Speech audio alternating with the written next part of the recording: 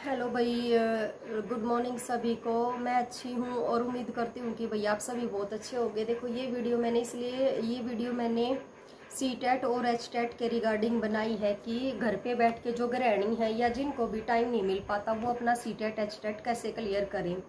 तो भाई सबसे पहले तो मैं अपना क्लियर किया हुआ सर्टिफिकेट दिखाती हूँ, क्योंकि उसके बाद ही हम लोग श्योर होते हैं कि भाई इन्होंने कहाँ से तैयारी की है, कहाँ से नहीं की है। कुछ लोग ऐसे भी होते हैं जिनका क्लियर नहीं है, उसके बावजूद भी भाई वो लोग हम दिखा देते हैं।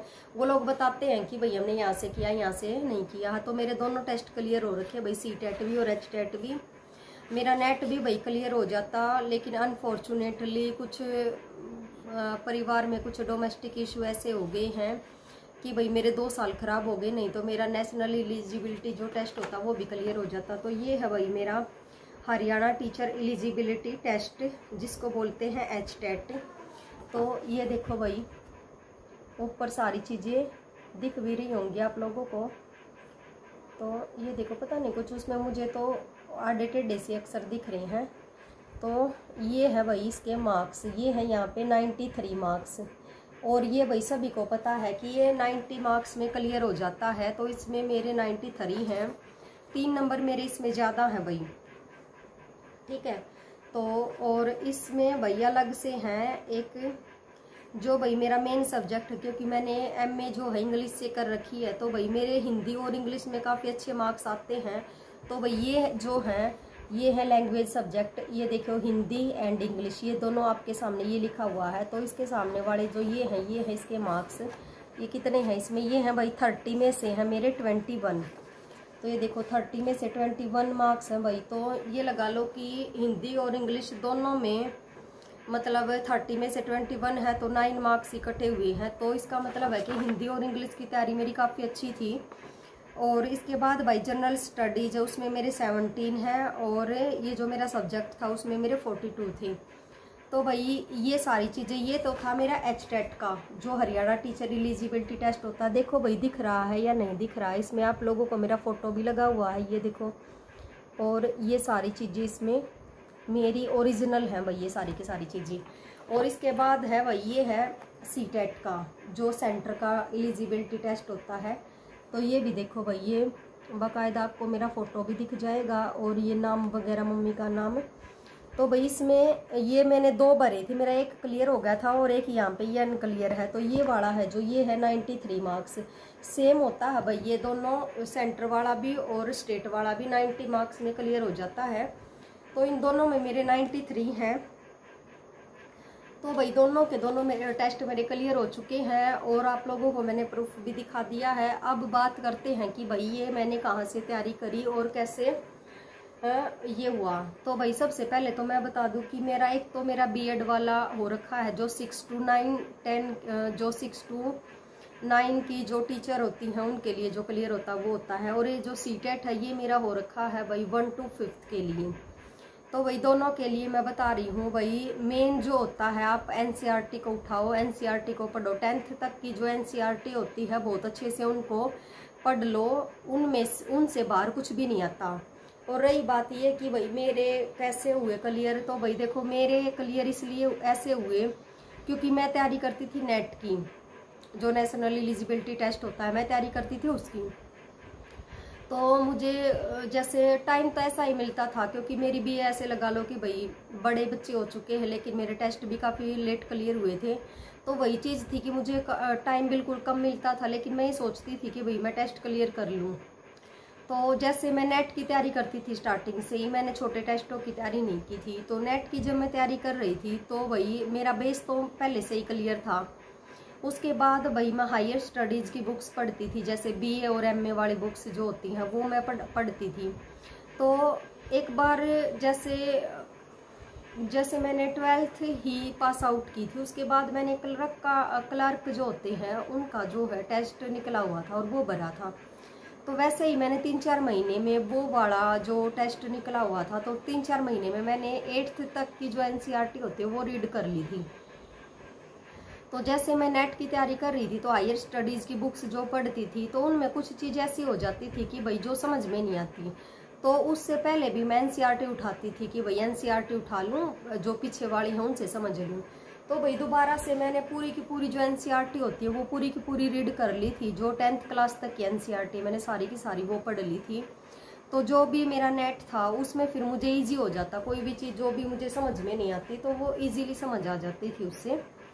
तो भाई मेरा तो इसलिए क्लियर हुआ था कि मैंने एनसीईआरटी तो भाई ये लगा लो पढ़ी, मैंने इन टेस्टों के लिए तो नहीं पढ़ी थी, लेकिन मैं जब नेट की तैयारी कर रही थी तो मैंने सोचा कि पहले एक बार थोड़ा बेस अच्छे से क्लियर कर लेती हूँ तो फिर नेट इजीली क्लियर हो जाएगा। तो मैंने वहाँ वो टेस्ट क्लियर करने के लिए मैंने एनसीईआरटी उठाई थी, लेकिन अनफॉर्चुनेटली वो तो वही मेरा नहीं हुआ। फिर मैंने सोचा कि भाई ये वाले टेस्ट मैं भरती हूँ, इन वाले टेस्टों को देखती हुए ये होंगे या नहीं होंगे। तो फिर मेरे दोनों के दोनों ये टेस्ट हो गए थे।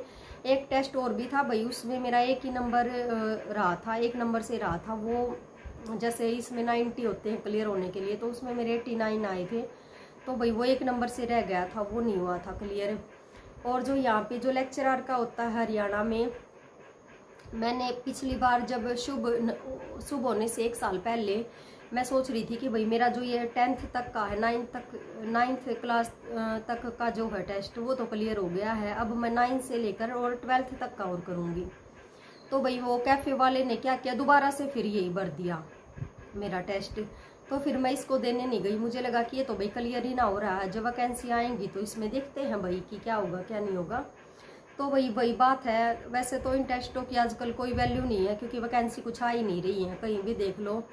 हरियाणा में तो जैसे ये कौशल वगैरह पे हैं, जैसे ये कॉन्ट्रैक्ट वगैरह की यही वैकेंसी है, 3-4 साल हो गए कोई ऐसी वैकेंसी नहीं आई है।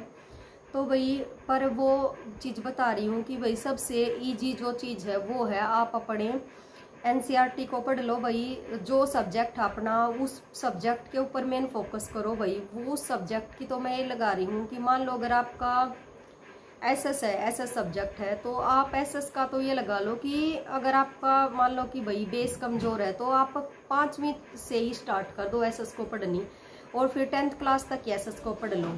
रही बात भाई हिंदी और इंग्लिश की, वो भी वही आप छोटी क्लासेस से स्टार्ट करो अगर आपका बेस क्लियर नहीं है। और अगर आपका बेस क्लियर है तो भाई आप ऊपर वाली सीधी कंपटीशन एग्जाम की कोई भी बुक लो और उसमें प्रैक्टिस कर लो, 2-4 बार प्रैक्टिस कर लो, अपने आप ही भाई सारी चीज़ें क्लियर हो जाएंगी। देखो शुभ गीत गा रहा है, ये सोच रहा है कि मैं वैसे ही बोल रही हूँ, तो मेरे को देख के तेज बोलने लग रहा है। तो भाई यही चीज़ है। और रही बात ये कि भाई मैं कितने घंटे तैयारी करती थी या क्या करती थी, देखो भाई फिर वही बात आ जाती है कि भाई मेरा इन टेस्टों के लिए तो मैंने ऐसी कुछ भी तैयारी नहीं की थी। ये लगा लो कि बस टाइम मिल जाता कभी कभार, जैसे कभी 2 घंटे दिन में मिल जाते, कभी 1-आध घंटा रात को मिल जाता, बस ऐसे ही तैयारी की थी। ये तो उन्हीं में क्लियर हो गए थे।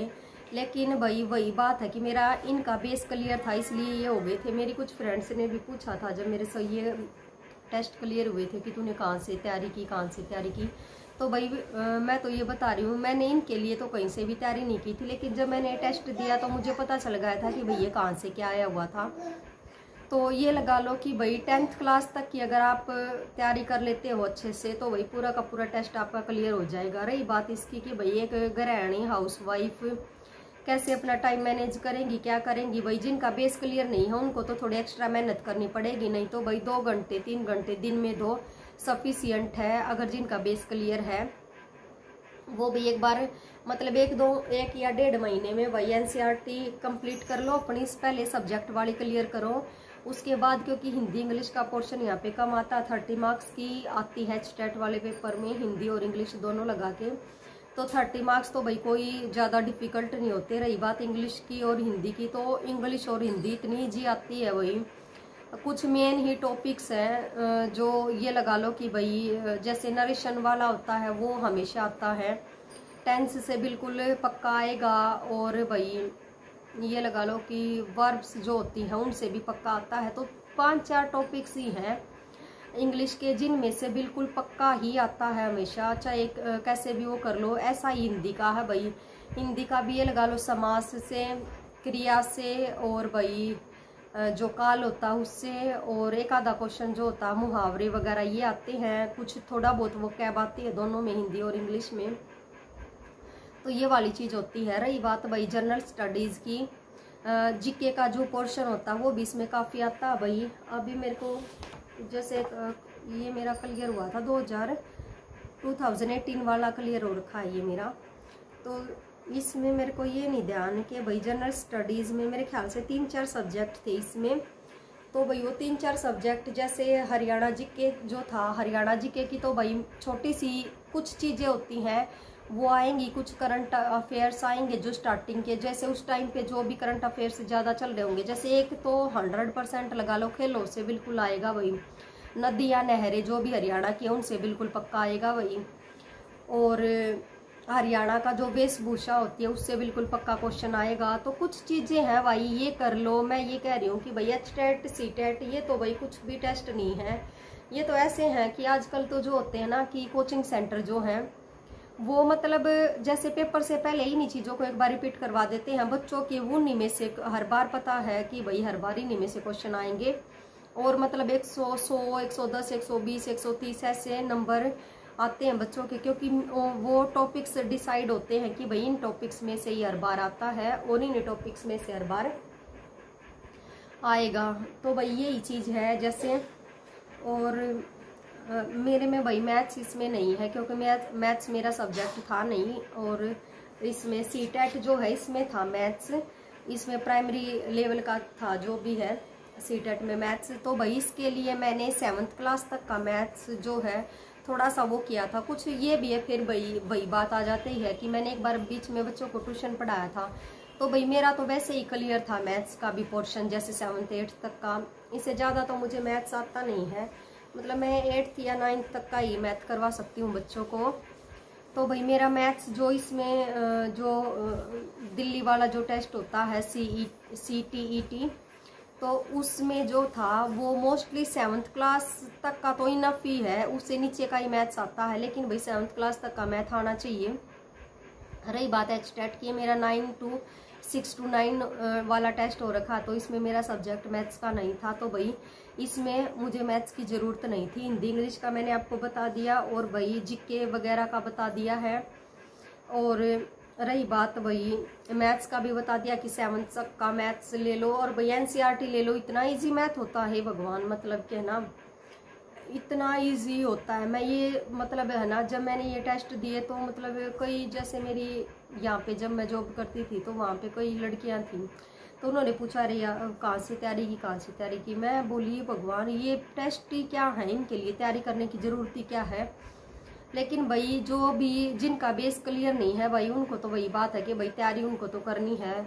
और मेरे को तो इनकी भाई प्रैक्टिस करते काफ़ी टाइम हो गया था इन चीज़ों की। कभी जैसे ट्यूशन पढ़ाया था, फिर मैंने नेट की तैयारी की, उसके लिए भी भाई मेरे को कोई भी डिफ़िकल्टी आ जाती तो मैं किसी भी सब्जेक्ट की बुक 6 की भी उठा लेती, 7th की, 8th की, 9th की, ऐसे ही कोई भी बुक उठा लेती थी मैं।